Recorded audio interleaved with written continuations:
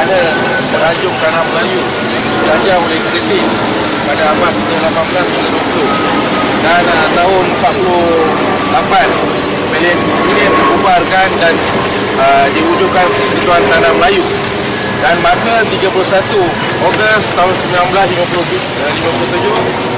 negara kita mencapai kemerdekaan. Dalam tahun 60 IAC diwujudkan. Tahun 60 IAC diwujudkan, di mana hari ini kita lihat disebabkan desakan pembangkang dan NGO pembangkang, akhirnya IAC dibubarkan tahun 2012. Ini yang berlaku hari ini.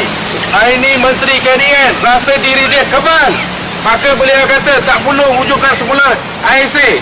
Dan hari ini rakyat rasa tertekan pada hari ini disebabkan keselamatan negara, isu agama dan sebagainya berlaku hari ini. Dan negara kita dah mula dijajah oleh kuasa asing dengan gunakan bangsa-bangsa lain di dalam negara ini. Ini yang berlaku pada hari ini. Maka hari ini Pertubuhan Ikhlas bersama hari ini kita ada 8 NGO. Kita mohon jasa baik Yang Amat Berhormat PM supaya teliti, dan kami hari ini mendesak Kementerian Dalam Negeri supaya wujudkan IAC. Ini yang kita nak hari ini. Kalau Kementerian Dalam Negeri kalau boleh bertindak terhadap mereka, tak perlu wujudkan IAC pada hari ini. Hari ini buat laporan polis, orang Malaysia buat laporan polis. Untuk apa laporan polis? Untuk ambil tindakan, sehingga hari ini tak berlaku apa-apa tangkapan dan tindakan. Ini yang berlaku. Setelah wujud bersih 1, 2, 3, ini yang berlaku. Dan isu dan berbagai pertubuhan hari ini kita nampak pertubuhan pembangkang dan segalanya nak gulingkan kerajaan. Hari ini kita nampak, kami nampak Kementerian Dalam Negeri, saya rasa amat berkesan atas tindakan mereka. Hari ini kita lihat, hari ini Menteri rasa diri dia kebal, tetapi yang jadi mangsa polis-polis yang duduk bertengkur rumus berlawan dengan dan buat risekan terhadap anasir-anasir yang nak gulingkan kerajaan hari ini. Ini yang berlaku hari ini. Dan hari ini kita ikhlas bersama 8 NGO, kita akan sokong Ketua Polis Negara. Hari ini kita sokong. Beliau sendiri dah setuju kalau wujudkan IAC, beliau rasa lebih selesa untuk ambil tindakan terhadap pembangkang ni. Pembangkang dan NGO yang terlibat pada hari ini.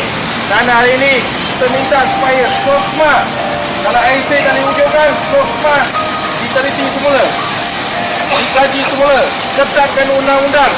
Kalau kita biarkan tak wujudkan IAC, dah tentu negara kita terancam. Bila negara terancam, ekonomi akan terancam. Bila ekonomi terancam, kedudukan Yang Amat Berhormat PM akan terancam. Termasuk dalam pemimpin UMNO akan minta Yang Amat Berhormat PM letak jawatan. Ini akan berlaku. Ini akan berlaku. Kalau ekonomi jatuh, dah tentu semua nak tekan PM supaya ganti PM baru. Syarat PM harus sedar dalam isu ni. Perlu ambil perhatian serius dalam isu ni. Kita mohon supaya tangkap mereka, hukum mereka, sehingga ini tak ada hukuman berlaku. Apa benda SOSMA? Sedangkan IAC kita sebelum ni kita laksana boleh dihukum. SOSMA sampai sehingga hari ini kita tak nampak. Apa tindakan ataupun hukuman kita tak nampak sehingga hari ini. Kita boleh bagi jaminan kalau benda ni berterusan, ekonomi negara kita akan tergugat dan kita akan jatuh. Ini yang akan berlaku. Kita nak minta penjelasan Menteri Dalam Negeri. Kita nak penjelasan dari beliau. Seminggu. Kalau lepas minggu tak ada apa-apa tindakan, kalau apa-apa tak ada berlaku tindakan, sehingga hari ini kami ini NGO terbelajar. Jangan sehingga kita jadi kurang ajar seperti NGO pembangkang. Ini akan berlaku. Kita akan bertindak terhadap NGO pembangkang. Ini yang kita lihat Yang Amat Berhormat Tun Mahathir pun sendiri kan, bekas Perdana Menteri kita menyokong diwujudkan kembali IAC. Tetapi kenapa Menteri KDN mengatakan IAC tidak boleh dikembalikan? Ini persoalannya. Kita tidak mahu apa yang akan terjadi di Bangkok ataupun di Mesir. Satu tindakan undang-undang tidak ada kuasa begitu ketat. Kita takut nanti negara kita akan menjadi kutak kacil. Ini yang kita minta pandangan pada rakyat, dan hari ini rakyat semua dah bersuara. Tun Mahathir sendiri bersuara, Ketua Polis Negara pun bersuara, kita rakyat semua bersuara. Kita dengar apa cakap menteri, tetapi hari ini menteri agak sombong mengatakan IFC tidak boleh dikembalikan. Kita sediakan payung sebelum hujan. Kalau kita bercerai sekali pun kita boleh balik semula, rujuk balik. Kenapa IFC tak boleh dirujuk balik? Sepatut Menteri KDN, beliau kena dengar suara rakyat, angkat balik dan bawa ke Parlimen, cadang kepada Yang Mahkamah supaya Parlimen ataupun Yang Mahkamah terima balik IFC untuk demi keselamatan negara. Kami bukan nak cabar Datuk Zahid Hamidi, tetapi kenyataan yang dibuat ini terlalu tidak mendapat menyokong rakyat di bawah. Kan? Jangan sampai nanti rakyat tidak mahu dengar cakap menteri. Nanti gosak akan jadi negara ini. Tun Mahathir sendiri yang berhormat, yang majukan negara, Tun Mahathir mengajukan negara, mahukan kembali IFC. Kenapa Datuk Zahid tolak dengan begitu sombongnya keluar kenyataan?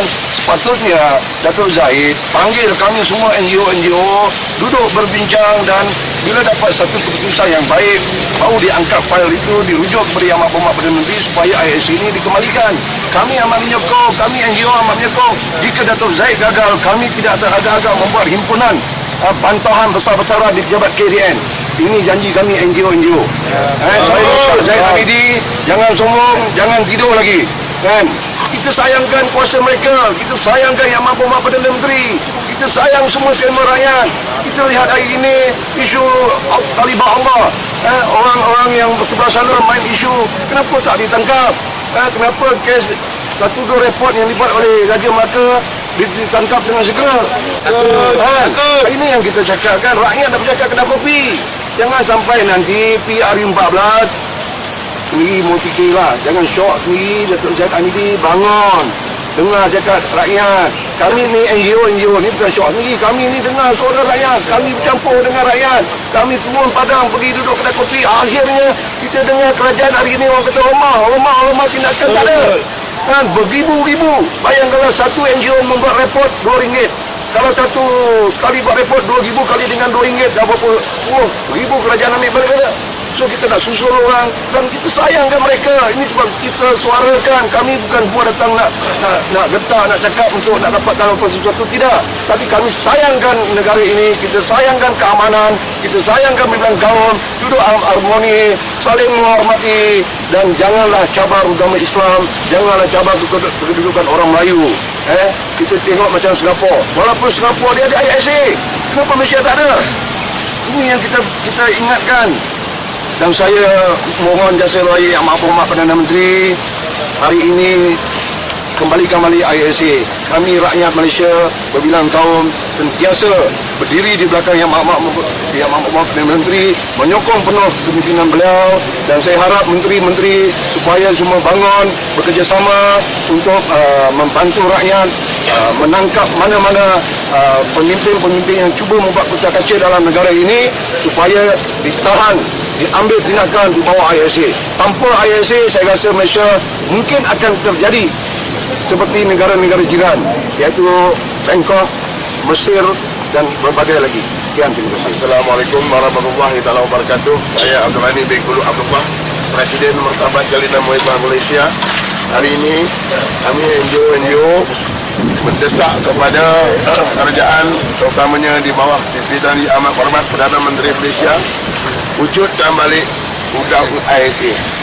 Kerana setelah ISA tak ada, bermacam-macam perkara-perkara yang bolos yang tak dapat ditindak. Bila kerajaan yang memerintah tidak punya undang-undang yang kukuh, yang kuat, jadi buat penatlah kita rakyat mengadu atas perkara-perkara yang salah laku oleh pemimpin. Contoh di Selangor, kalimah Allah, isu kalimah Allah ni seorang saja yang punya hal, iaitu Badri Lawrence itu kecoh habis, tak boleh buat kerja.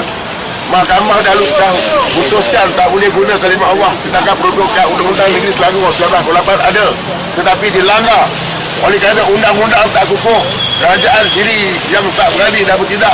Maka saya takut nanti, saya khawatir rakyat, namanya orang-orang Melayu dan orang-orang Islam akan buat wujud perasaan mengerak dan sebagainya atas isu kalimah Allah ini. Jadi saya harap kepada yang berwajib, pertama kali polis, KDN, Jais, Bais ambil tindakan tegas. Tegas-tegasnya nyahkan Padri yang tak mau dengar. Allahu Akbar. Artinya kurang ajar. Memang kurang ajar.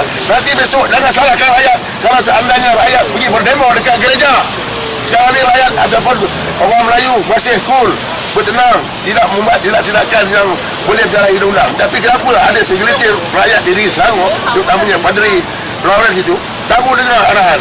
Dia kata tak boleh, jangan pakai, besar masalah. Takbir! Daripada pertemuan Bidara Sosial Pregatif, apa yang saya nampak hari ini, kenyataan saya sini, dia nampak sangat macam pembangkang baruakan kerajaan Malaysia. Bagi pandangan mata mereka, kerajaan Malaysia yang sedia ada macam baruah. Kenapa saya kata baruah? Bila dia buat satu hal, kerajaan tak boleh tindakan. Contohnya yang satu, dia kata macam selepas pilihan raya, dia kata 50,000 Bangla undi. Lepas tu dia nafi. Apa tindakan yang kerajaan Malaysia dah ambil? Yang kedua, kerajaan Malaysia dah jual harta. Adakah kerajaan Malaysia macam polis ambil inisiatif untuk siasat kenyataan ni? Yang paling teruk, Niza kata kerajaan Jepun dah bayar duit pempasan. Lepas tu nafi lagi. Apa kerajaan Malaysia buat? Dia cakap susukan hati, lepas tu tak ada ambil tindakan. So nampak sangat macam dibaruakan tau. Mana dia moral, mana dia quality, mana image kerajaan yang tegas. Tunjuk ketegasanmu. Jangan jadi baruah. Bila pembangan cakap jangan diam, jangan jadi pondan lah. Itu aja. Bila ke Surendran cakap 300,000 India tak ada IC, dinafikan ke hak keluarga negara. Mana KDN? Kenapa tak selesai Surendran? Panggil dia, tunjuk bukti mana. Saya print out semua ni. Cukup sakit hati saya bila saya dengar benda ni. Lepas pilihan raya, Rafizi kata dia ada bukti penipuan, and then DAP pula kata tak ada berlaku penipuan. Mana inisiatif kerajaan Malaysia?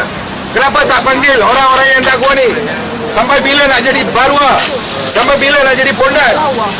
Panggil, siasat. Tanya dia orang ni, kenapa keluar kenyataan macam ni? And then terang-terang dulu masa kes lah ada tu, Dan Shaw keluarkan satu statement, strategi diplan oleh UMNO. Last minta maaf, salam keluar ke mahkamah, jadi baruah lagi. Siapa yang jadi baruah? Siapa? Sakit hati. Ketua pemuda boleh cakap tak payah ISA. You tahu apa? Budak hingosan jangan cakap lah. Budak hingosan jangan cakap lah. Budak hingosan jangan cakap lah. Tak payahlah. Jangan lupa tragedi 2008. Sampai sebab bapa betul dua negeri hilang. Betul. Biarlah sangat kita tahu, kita lebih tahu. Kita duduk tepi jalan, kita tahu sakit dia. Cakap sesuka hati, tanpa tapis. Kerajaan tak berani nak siasat ke? Panggil, siasat. Masukkan dalam. Betul. Tanya daripada mana datang dana. NGO haram. Macam Komando. Berapa NGO yang tak didaftar? Jingga 13. Polis pun bagi saya bodoh. You tahu kenapa? Siasat NGO yang tak berdaftar. Nak siasat macam mana? NGO berapa yang berdaftar?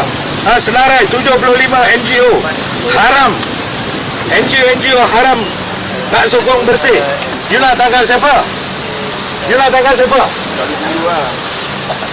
tangkap apa? Nak tangkap hantu lah? Statement polis pun kadang-kadang tak masuk akal. Kita akan panggil orang yang buat demo turun. You nak siasat siapa? You nak ajak siapa? Come on.